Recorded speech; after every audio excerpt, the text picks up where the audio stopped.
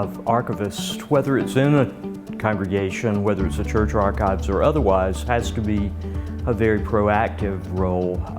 We have to be mindful that we are working toward the preservation of materials that otherwise might not survive into the coming ages.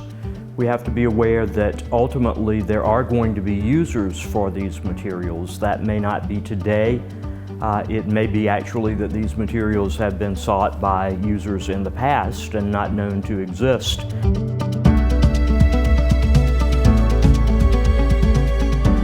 It's more than just a job of the archivist to rescue them, put them in a safe spot, and to walk away. The goal that you want to preserve the materials, that you want ultimately the materials to end up in the hands of the end user. When congregations contact us aspiring to archive, the first question is usually, what should I be preserving? What should I be retaining in my archives? The answer is both objective and subjective, dependent upon the congregation.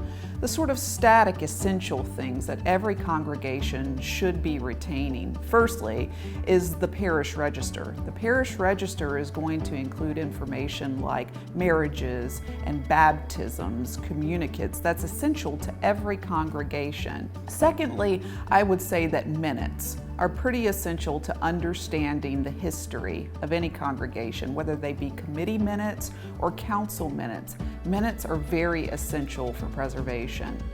And then there are governing documents like constitutions and bylaws that tell the story of a congregation. Deeds, charters, articles of incorporation are all very important to retain. Directories and yearbooks that give insight into membership, annual reports, organization records like Lutheran Men in Mission or WELCA, maybe youth groups, newsletters and bulletins that also give a lot of insight and describe the life of the congregation. Media like photographs and film, any sort of audio recordings are important to preserve in a proper way. All of these materials describe the life of the church and are very important for preservation. So philosophically, I think that the congregational archivists, archives, and those who work with them must consider that the work that we undertake is truly a type of different but yet holy work, that it's something that we're called to do through the work that we do, the vocation that we've accepted. That is something that really serves the church at multiple levels, congregational, all the way through the church-wide body into the future, and will serve many, many people even beyond that.